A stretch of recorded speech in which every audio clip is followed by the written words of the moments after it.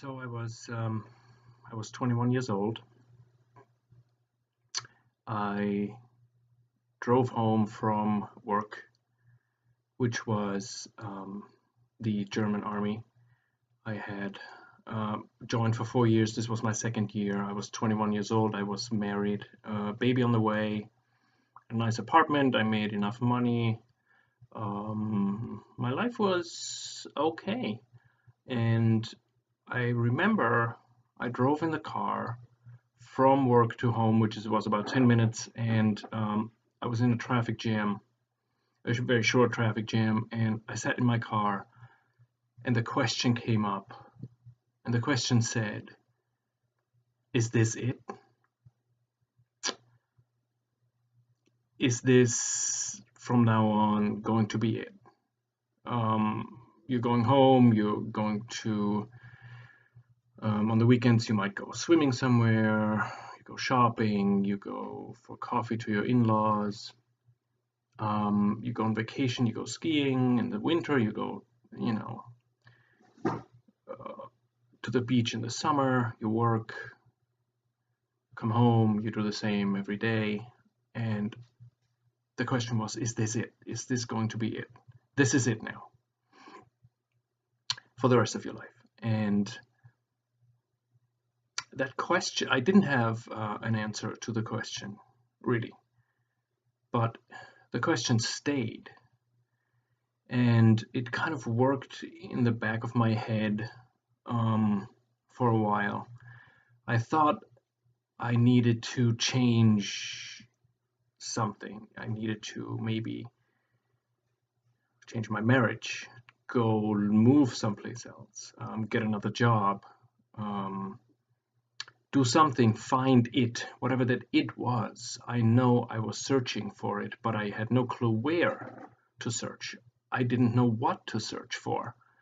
All I knew was that there was this something in me that I couldn't explain that kind of pushed me to do something, to search, basically to search. That's all I had. A friend of mine gave me a book to read. It was called The Power of Your Subconscious by Dr. Joseph Murphy. It was like a positive thinking kind of a thing. And the first 10 pages, basically in the book, it said, so if you program your subconscious that the next morning you want to wake up at 6:30, you can program your subconscious, and at 6:30 you're going to wake up. So I was lying in bed that night, and I programmed my subconscious to say, okay, I'm going to wake up at 6:30. Oh, it was 5:30. It was earlier than I usually would. And I woke up exactly at the same time that I said I would. And in a way, I felt like this was, I kind of found what I was looking for. That wasn't it. There was a very tiny, small piece of it, but it was almost like, the train passed me, and it said, "This is where it goes where you want to go," and I grabbed onto it, right?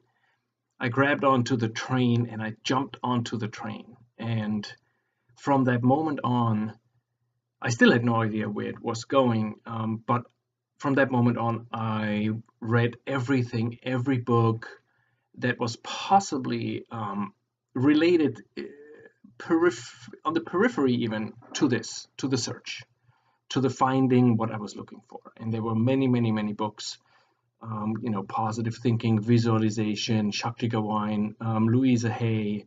There were some German psychologists, and Bach flowers and Reiki, and what's her name? The actress, I can't remember her name now, but so I read about 200 books on that topic. One book to the next, and I always felt like, okay, this is a little aspect of it. It's maybe one station on the road. but I still don't know where it's going, and it still left me with looking and no, this isn't it. I need to get more specific, or I need to look someplace else. It kind of opened the door to me, or opened my my eyes to a different world, but it wasn't it.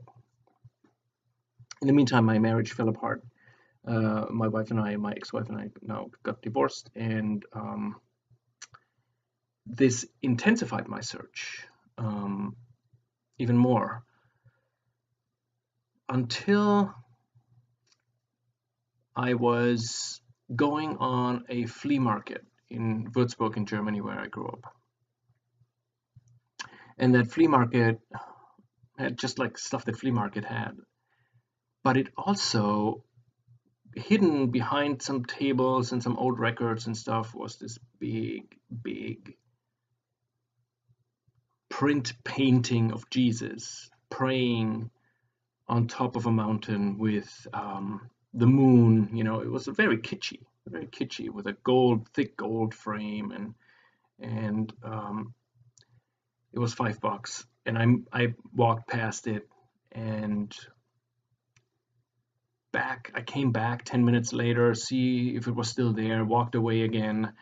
That went on for like half an hour, 45 minutes, and then I was like, you know what, I have to buy this painting or this picture, because it won't leave me alone. So I gave the guy the $5, and it was a huge painting. It was like, I want to say like 4.5 feet, maybe 5 by like 2.5 feet. It was huge. So I schlepped this painting to my apartment, and it took like the whole. Actually, I lived with my parents at that time. I had moved back into my parents. It took up the whole wall. I mean, half of the wall. It was massive. So it hung there, and I never had any relationship with Jesus at all. I was raised Catholic, but there was nothing special about it at all. I never thought of him or God or anything that deeply, but I kept looking at the picture when I left the room, when I came into the room, and slowly, very slowly, I started to kind of feel pain. That was a time in my life where a lot of pain came up. I don't know from where. There was no specific reason. Nobody died or anything, but there was a lot of pain coming up, and I found myself more and more communicating with this picture, this painting of this figure that was sitting there. And it got to a point where the pain was so strong that I was kneeling. I was like in a fetal position in front of the painting, lying in front of the painting. Please help me, stop this pain, stop this pain. And then I ordered a book about psychology from a local bookstore. A German psychologist wrote it. No, it was a book about love, something, the psychology of love. And the book came to the bookstore, but it was the wrong book. The wrong book, right? I don't know if I have it. The book is called The Heart of Healing by Jenny Davis and Bruce Davis. I don't think I have it anymore. And it was basically a couple, I think in the 80s or in the 70s or 80s, 70s, who worked with a spiritual document called A Course in Miracles that had came up in the States here. I read the book, The Heart of Healing, which had some passages from the Course in it. And I cried. Like, there was this intense emotion all of a sudden when I read those lines. I couldn't even stop myself. And there was this feeling of there is something there that I cannot grasp, but it's at the same time so deep I can't dismiss it, right? It was very, very deep and very beautifully written, and it touched me on a level that I had not experienced before. So I ordered the English version of the Course in Miracles, which I had to special order in my bookstore because it wasn't out in Germany yet. Let me see. And the English version, now this is my second one, my second English version. The first one is in unreadable, and the pages are so they're basically gone. So this is the second one. So I got the book, the English version. I started reading it, and it starts with the first 50 miracle principles. I tried to translate them, and I had absolutely no idea at all what it meant. I was like, what is this talking about? What is this about? How would this help me? It was weird because at the same time I felt that this was my path. This was it. This was the thing I was looking for years now.